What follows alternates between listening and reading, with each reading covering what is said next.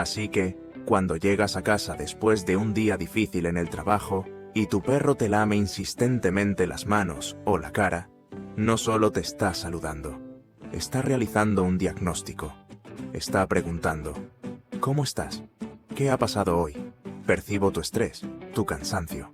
Es una forma de empatía a un nivel químico. Están intentando sintonizar con tu estado de ánimo para saber cómo deben comportarse a tu alrededor.